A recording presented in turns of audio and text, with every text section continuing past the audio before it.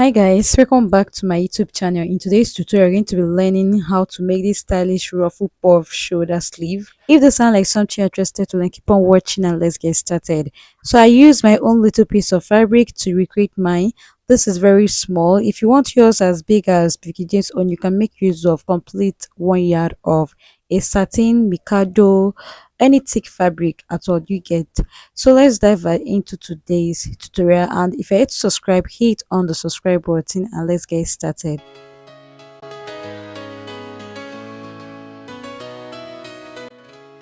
So let's assume this is 1 yard of fabric or 1.5 yard of fabric. You're going to place your tape from that edge of, this is door face, you place your tape from that edge. So you're going to determine the length you want for this. So let me just use 18 inch. So the 18 inch, you're going to fold it into two. All right, so when you fold it into two, you're going to have 36 inch. 18 plus 18 is 36. So once you fold it into two like so, you're going to fold again. So right here, you're going to have a fold of 4. Now you're going to determine the length you want for this sleeve. You can make use of 18 inch, 19 inch, 20 inch, depends on how buggy you want the ruffle area to be, or the shoulder pad you get. So let's assume this is 18 inch. Okay, you're going to mark 18 inch, like use the 18 inch to make a circle. This is flay. Okay, I'm just cutting a flay right now. So use it to make a circle, just like you see me doing here. You place your tape at that tip, then start marking your 18 inch or whatever inch you use for your own length. Okay, after making a circle, go ahead and cut it out. So after cutting, the next thing you want to do is to get your radius. Okay, so for your radius, you're going to multiply your half length. For example, my half length is 15 inch, multiplied by 2 is 30, and I will add extra 10 inch to the 30 inch, and I will have 40 inch. You can add 7 inch, you can add 8 inch. Just remember that the more inch you add is the more buggy or ruffled your sleeve would be. Okay, so that 30 plus 10 inch will give me 40, right? The 40 inch, I'll divide it by 4 because my fabric is on a fold. Okay, my fabric is on a fold of 4, so I'll divide the 40 inch by 4. Whatever I have, I'm going to use it for the radius. All right, make a circle with the 10 inch, then you cut it out. You get, or whatsoever inch you have, use it and make a circle and cut it out.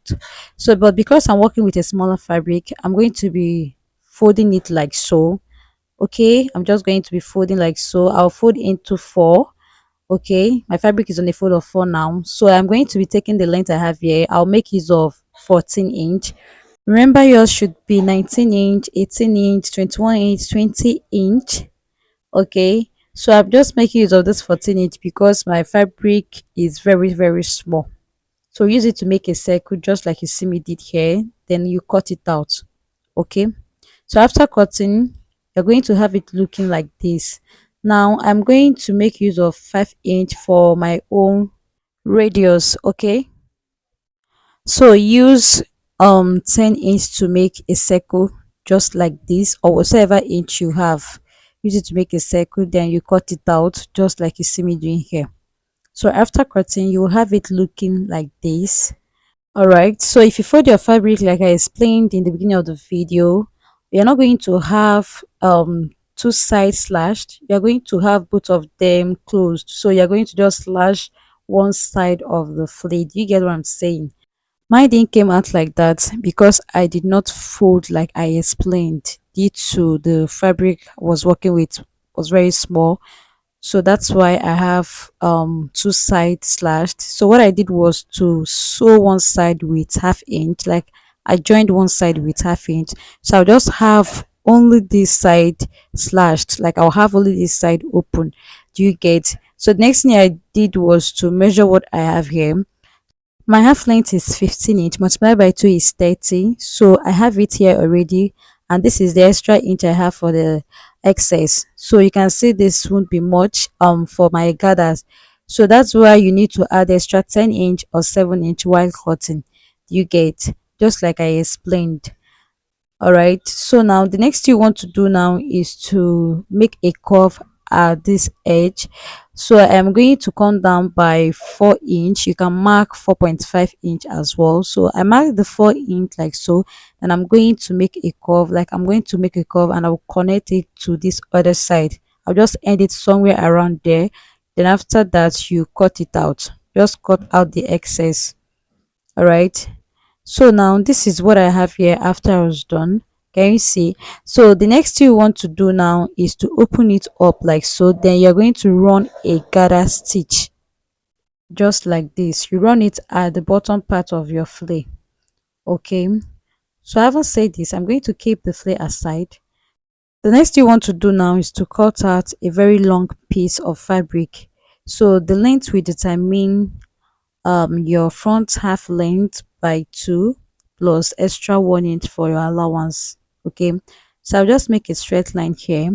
Then for the wideness, I'll mark just 2.5 inch.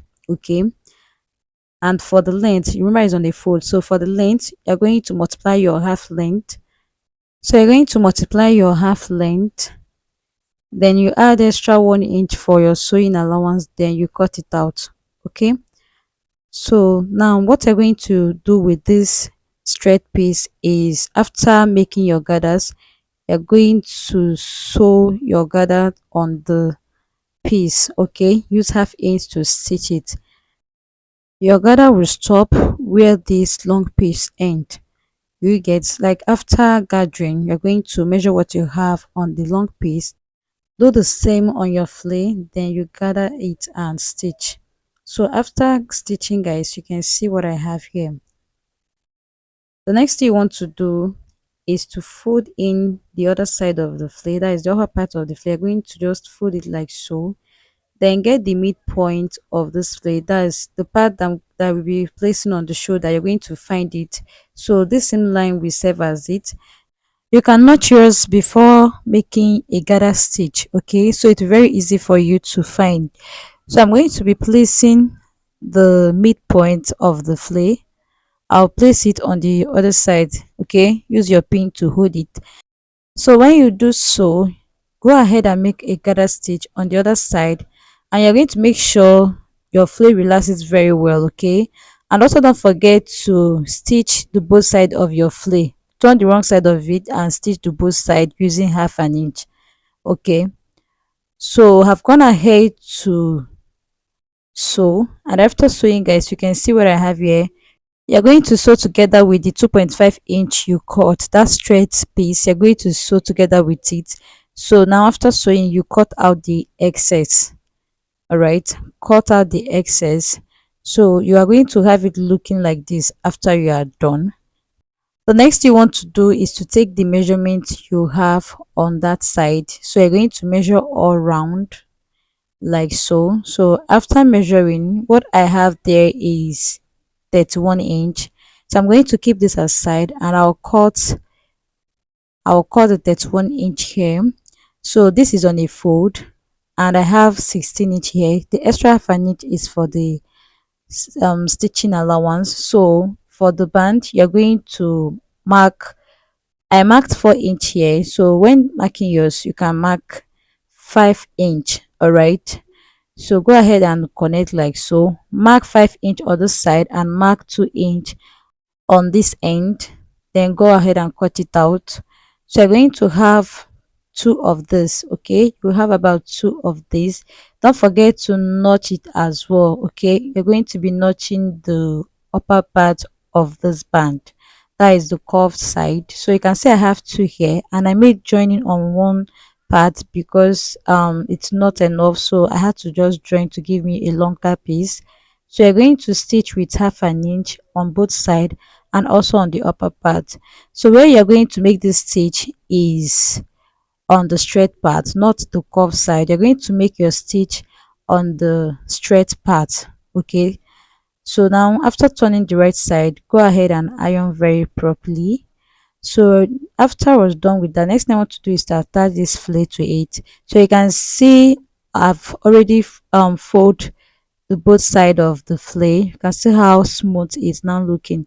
So what you're going to do now is to place it inside like so, like you insert inside like so. Then you're going to fold in about half inch from the band. For this to be easy for you, head straight over to your ironing table, fold in half inch and iron from that point to the other end. Okay, So if you do that, it will be very easy for you when you know when stitching together with this. Okay, so once you are done with that, attach the flay on the inside like so, then go ahead and make a top stitch. All right, go ahead and make a top stitch just like this. Make sure it's very neat and well relaxed. So after I was done with this, you can see what I have here. For the band, I forgot to mention a peplum gum stay. I don't know why I forgot this. Please don't be offended, guys.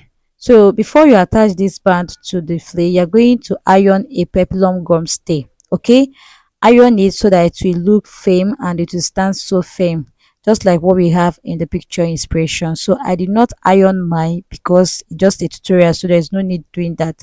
So if you're making this for a client or you're making it for a particular dress, just iron a peplum gum stay to the band only, attach the flay to it, and that's all for today's tutorial.